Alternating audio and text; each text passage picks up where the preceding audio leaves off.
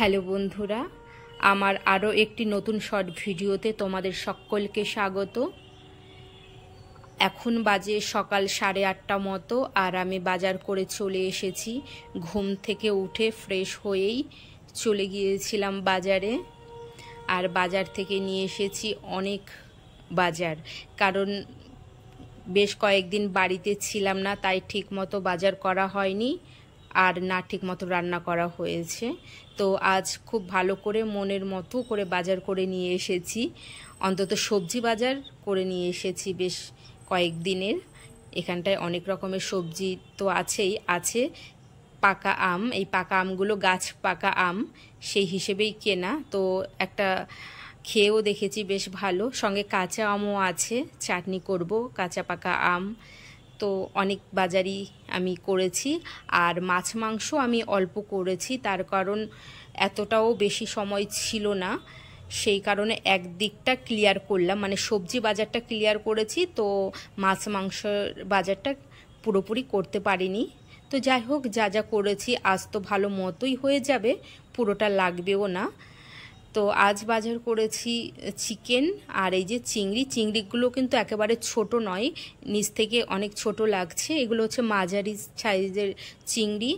আর ছিল হচ্ছে কাতলা মাছটা কিন্তু বেশ অনেকটাই বড়, 3.25 কিলো ওজনের কাতলা মাছটা আমি গোটা কিনে কাটিয়ে নিয়ে এসেছি।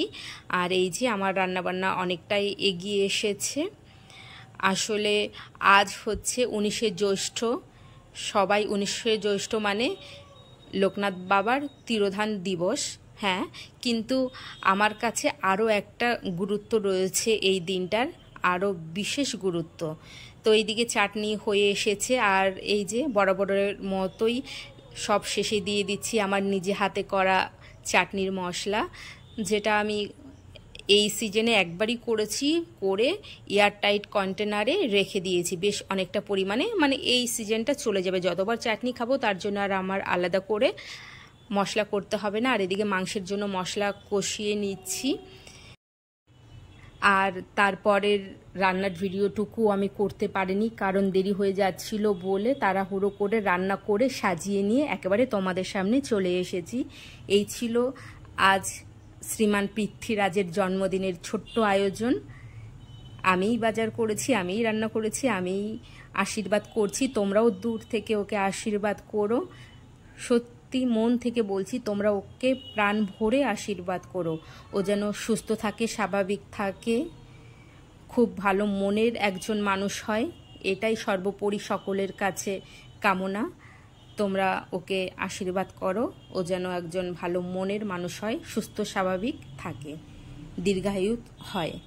তো এই যে আমি পায়েস খাইয়ে দিচ্ছি, আমি জল খাইয়ে দিয়ে আশীর্বাদ করলাম, আর তোমাদের কাছে আশীর্বাদ ভিক্ষা করলাম। এই ছিল আজ আমার ছোট্ট ভিডিও।